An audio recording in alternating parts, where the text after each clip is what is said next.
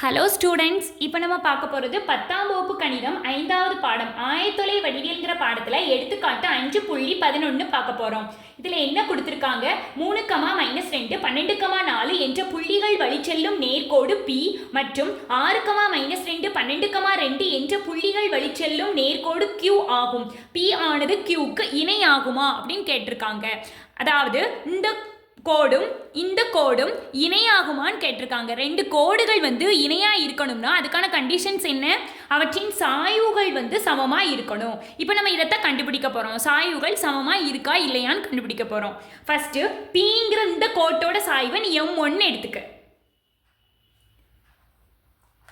Pயின் சாய்வு M1. இதை கண்டுபிடி. சாய்வு கண்டுபிடிக்க ஃபார்முலா என்ன? y2 minus y1 divided by x2 minus x1 அர்த்தம். இந்த Pங்கிற கோடு என்ன? இந்த ரெண்டு புள்ளிகளை இந்த ரெண்டு புள்ளிகள் வழிச்செல்லும் நேர்கோடு. அப்போ இந்த ரெண்டு புள்ளிகளை எழுதி வச்சுக்கோ. 3, -2 அடுத்து 12, 4. ஓகே, அப்போ இந்த புள்ளிகளை குறிச்சுக்கோ. எது x1 எது y1 அதெல்லாம் குறிச்சு வச்சுக்கோ. எது x1 இது y1 இது x2 இது y2. இந்த புள்ளிகளை அப்படியே இந்த ஃபார்முலால பிரதியிடு. Pயின் சாய்வு M1 equal to y2 minus y1. y2 என்ன? 4 minus y1 என்ன? -2 bracket போட்டு -2 போடு divided by x2 என்ன? 12 minus x1 என்ன? 3. இப்போ சாய்வு M1 என்ன? M1 equal to P இன் சாய்வு M1 equal to 4. இந்த மைனஸை ப்ராக்கெட்குள்ளே கொண்டு போகிறோம். அப்போ என்ன செய்யணும்? பெருக்கணும். குறியே பெருக்கணும். Minus into minus +2 divided by 12லேருந்து 3 கழிச்சா 9. ஓகே, இப்போ Pயின் சாய்வு M1 equal to 4 2 கூட்டினா 6 டிவைடட் பை 9. இதை சுருக்க முடியும். 2 6 3 9. அப்போ Pயின் சாய்வு M1 equal to 2/3. அடுத்து இந்த ரெண்டு புள்ளிகளை வழி செல்லக்கூடிய நேர்கோடு Q. இந்த சாய்வு M2ன்னு எடுத்துக்கோ. Qவின் சாய்வு M2 equal to ஃபார்முலா என்ன? அதே ஃபார்முலா தான். y2 minus y1 divided by x2 minus x1. ரெண்டு புள்ளிகள் கொடுத்தோம்னா சாய்வு கண்டுபிடிக்கிற ஃபார்முலா. அப்போ Qங்கிறது என்னது? இந்த ரெண்டு புள்ளிகள் வழி செல்லக்கூடிய நேர்கோடு. அப்போ இந்த புள்ளிகளை குறித்து வச்சுக்கோ. 6 -2 12 2. ஓகே, இதில் எது x1 எது y1? x1 y1 இது x2 y2. அப்போ சாய்வு M2 equal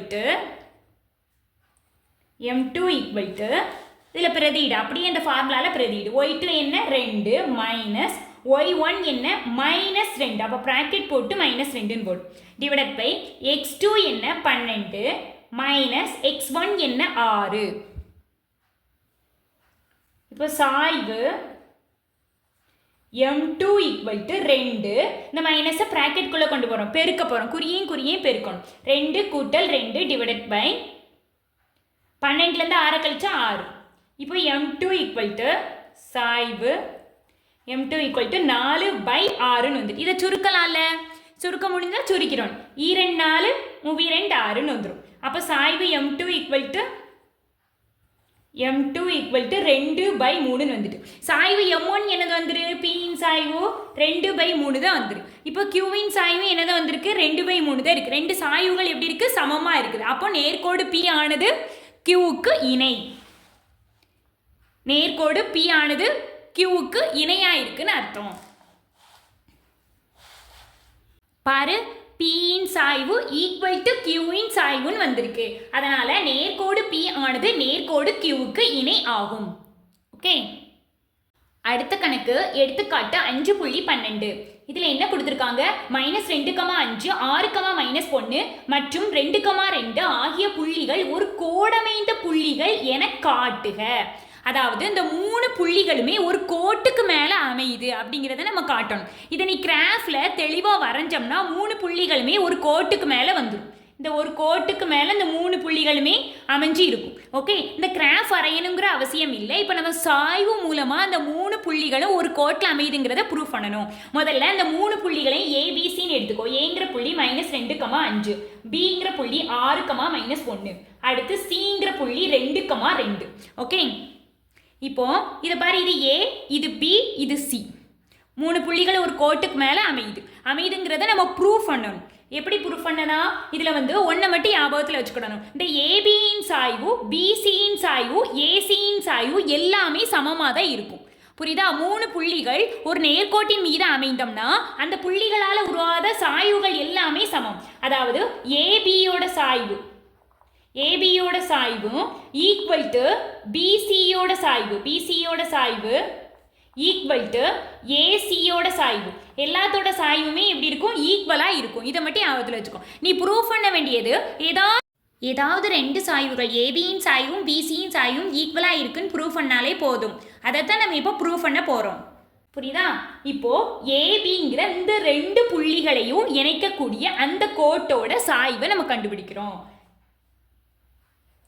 ஏபியின் சாய்வு.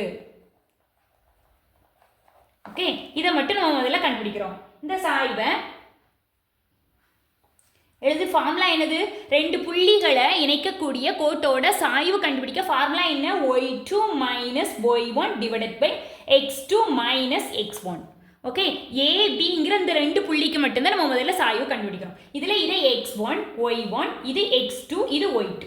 இப்போ இந்த 2 புள்ளியும் இந்த ஃபார்முலாவில் அப்படியே பிரதியிடு. ஏபியின் சாய்வு ஈக்குவல் டு y2 என்ன? -1,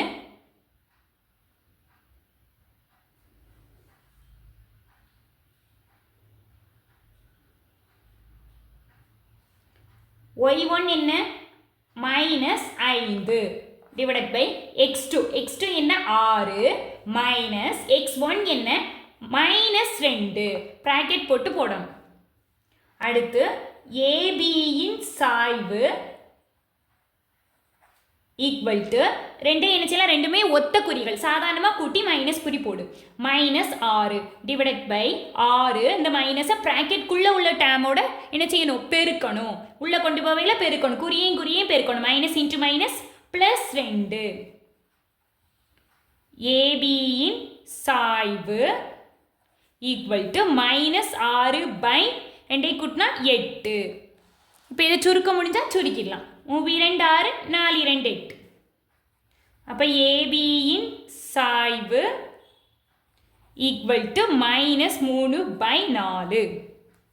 ஓகே, அடுத்து பிசியின் சாய்வு அல்லது ஏசியின் சாய்வு எதுனா நீ கண்டுபிடிச்சுக்கலாம். நம்ம பிசியின் சாய்வு கண்டுபிடிப்போம். பிசியின் சாய்வு பி என்ன? 6, -1. இது எப்படி எடுத்து எழுதிக்க. அடுத்து சிங்கிற புள்ளி என்ன? 2, 2. இப்போ பிசியின் சாய்வு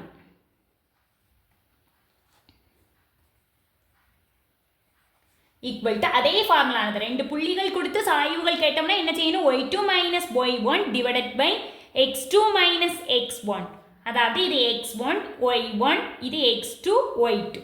அப்படியே பிரதியிடு. பிசியின் சாய்வு ஈக்குவல் டு y2 என்ன? 2 மைனஸ் y1 என்ன?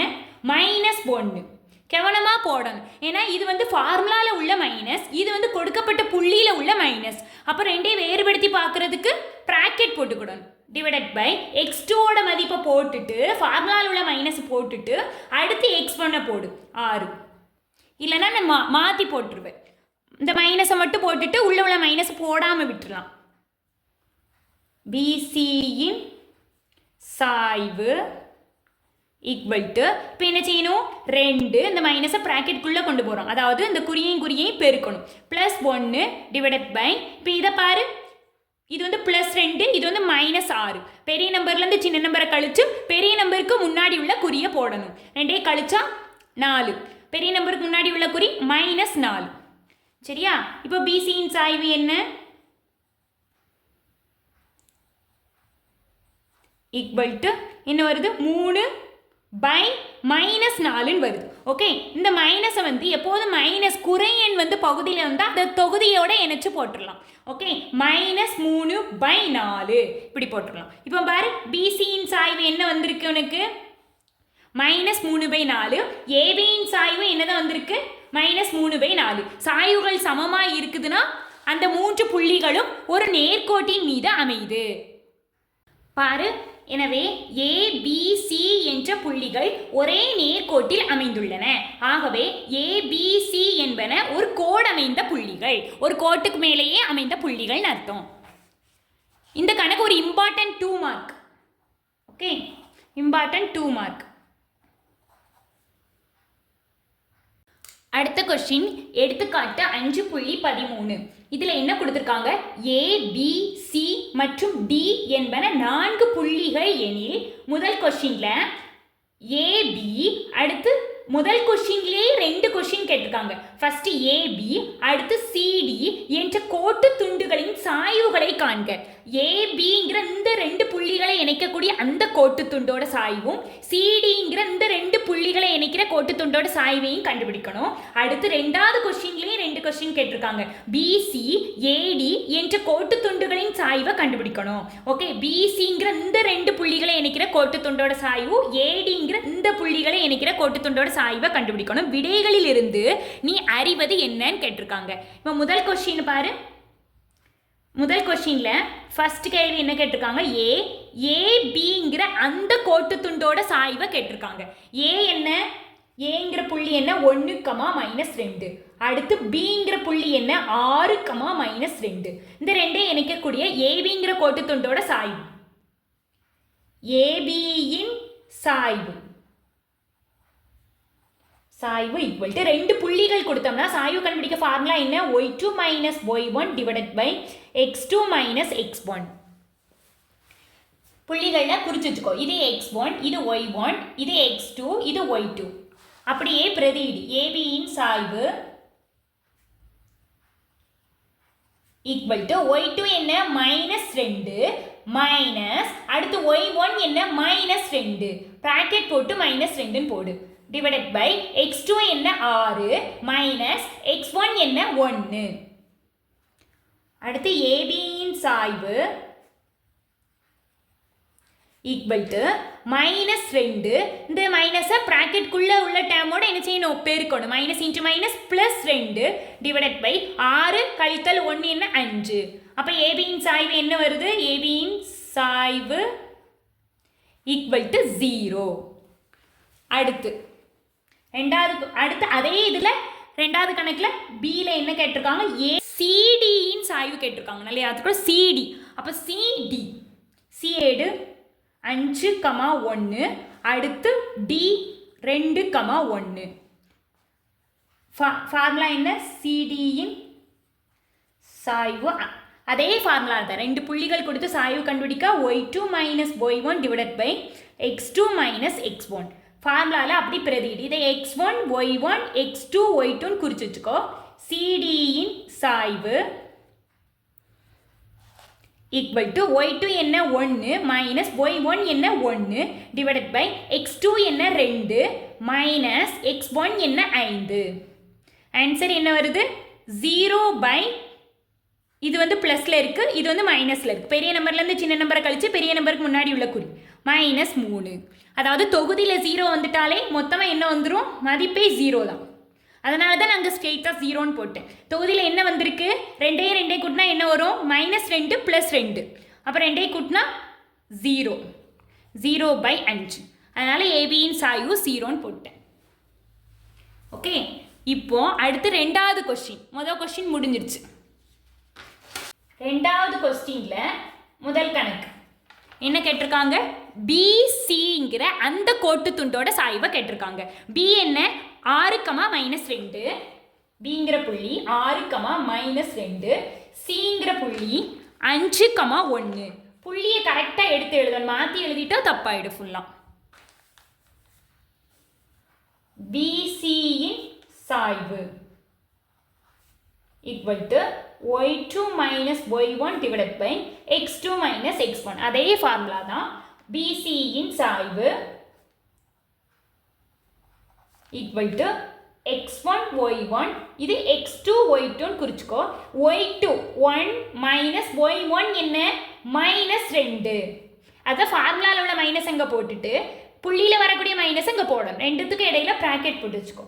டிவைடட் பை x2 என்ன 5 மைனஸ் x1 என்ன 6. BCயின் சாய்வு ஈக்குவல் டு என்ன வரும் 1. இந்த மைனஸை ப்ராக்கெட்குள்ளே உள்ள டேமோட பெருக்கணும். மைனஸ் இன்ட்டு மைனஸ் குறியும் பெருக்கினா ப்ளஸ் 2 டிவைடட் பை இது வந்து ப்ளஸ் 5 இது மைனஸ் 6. அப்போ பெரிய நம்பர்லேருந்து சின்ன நம்பரை கழிச்சு பெரிய நம்பருக்கு முன்னாடி உள்ள குறியை போடு. 6லேருந்து 5 கழிச்சா 1 பெரிய நம்பரோட கூடி -1. BCயின் சாய்வு ஈக்குவல் டு 3 பை -1 வருது. நான் ஏற்கனவே சொல்லியிருக்கேன் பகுதியில் மைனஸ் வந்தோம்னா அது தொகுதியோட இணைச்சு போட்டுடலாம். அப்போ இதோட மதிப்பு என்ன -3. BCயின் சாய்வு என்ன -3. அடுத்து இதுலேயே ரெண்டாவது கணக்கு கேட்டிருக்காங்க. அது என்ன கேட்டிருக்காங்க ADயின் சாய்வுன்னு கேட்டிருக்காங்க. அப்போ ஏங்கிற புள்ளி என்ன 1 -2 1, -2. அடுத்து Dங்கிற புள்ளி 2 1 2 1. இந்த ரெண்டையும் இணைக்கக்கூடிய கோட்டோட சாய்வு ADயின் சாய்வு equal to y2 minus y1 divided by x2 minus x1. ADயின் சாய்வு ஈக்குவல் டு y2 என்ன குறிச்சு வச்சுக்கோ. இது x1 இது y1 இது x2 இது y2. y2 1ன்னு இருக்கு மைனஸ் அடுத்து y1 என்ன -2 ப்ராக்கெட் -2 டிவைடட் பை x2 என்ன 2 மைனஸ் அடுத்து x1 என்ன 1. ADயின் சாய்வு ஈக்குவல் டு 1 மைனஸ் இந்த மைனஸை உள்ளே கொண்டு போ. மைனஸ் இன்ட்டு மைனஸ் ப்ளஸ் ஆகிடும். Okay plus 2 divided by 2 minus 1 1. ADயின் சாய்வு ஈக்குவல் டு ரெண்டையும் கூட்டினா 3 பை 1 தான். அந்த 1 போடாமலான்னு விட்டுலாம். சரியா? இப்போ நம்மளுக்கு என்ன வந்திருக்கு ADயின் சாய்வு 3 வந்திருக்கு BCயின் சாய்வு -3 வந்திருக்கு. இப்போ மூணாவது கொஸ்டின் என்ன கேட்டிருக்கான் விடைகளில் இருந்து நீங்கள் அறிவது என்னன்னு கேட்டிருக்காங்க. மூணாவது கொஸ்டின் ஃபர்ஸ்ட் நம்ம கண்டுபிடிச்ச 2 கொஸ்டினையும் பாரு. ஏபியின் சாய்வு 0ன்னு வந்திருக்கு சிடியின் சாய்வு 0ன்னு வந்திருக்கு முதல் கொஸ்டின்ல. அதாவது 2 சாய்வும் ஈக்குவலா வந்திருக்கு. ஏற்கனவே நம்மளுக்கு தெரியும் 2 சாய்வுகள் சமமா இருக்குதுன்னா என்ன அர்த்தம்? இந்த ஏங்கிற பிங்கிற இந்த 2 புள்ளிகளை இணைக்கிற அந்த கோடும் சிடிங்கிற இந்த 2 புள்ளிகளை இணைக்கிற அந்த கோடும் இணையா இருக்குன்னு அர்த்தம். அப்படிதானே? சாய்வுகள் சமம்னா இணைன்னு சொல்லியிருக்கேன். M1 ஈக்குவல் டு M2 இருந்துச்சுன்னா 2 கோடுகளும் எப்படி இருக்கு இணையா இருக்குன்னு அர்த்தம். அப்போ இந்த கோடு இணையா இருக்கு. அதை பாரு ஏபிங்கிற அந்த கோடும் சிடிங்கிற அந்த கோடும் இணையா இருக்கும். ஓகே இதை நான் எழுதிக்கிட்டேன். ஏபியின் சாய்வும் சிடியின் சாய்வும் சமமாக இருப்பதால் அவைகள் இணையாகும். ஓகே அடுத்து ரெண்டாவது கொஸ்டின்ல நம்ம என்ன செஞ்சோம்? பிசியின் சாய்வு -3 வந்துரு. அடுத்து ஏடியின் சாய்வு 3 வந்துரு. சாய்வுகள் வெவ்வேறு மாதிரி இருக்குன்னா என்ன அர்த்தம்? அந்த 2 கோடுகளும் இணையா இல்லைன்னு அர்த்தம். பிசியும் ஏடியும் பிசி ஏடி இணையா இல்லை. இப்போ நம்மளுக்கு என்ன வருது? இதில் இந்த 2 வந்து இணையா இல்லைன்னா இப்படி இருக்கும். இது வேற மாதிரி திசையில் அது வேற திசையில் இருக்கும். இதை எழுதிக்க பாரு. ஏடியின் சாய்வும் பிசியின் சாய்வும் சமம் இல்லை, எனவே இவை இணை இல்லை. ஓகே சாய்வு சமமா இல்லைன்னா அந்த 2 இணையா இல்லைன்னு அர்த்தம். இதுல இருந்து உனக்கு என்ன கிடைக்குது? ABCDங்கிற அந்த நாற்கரம் எப்படி இருக்குது? ஒரு சரிவகமா இருக்குது. அதை எழுதிது. நாற்கரம் ABCD ஆனது ஒரு சரிவகம் ஆகும். 2 பக்கங்கள் இணையா இருந்து மித்த 2 பக்கங்கள் இணையா இல்லாம இருந்துச்சுன்னா அது என்னது? சரிவகம். அவ்வளவுதான்.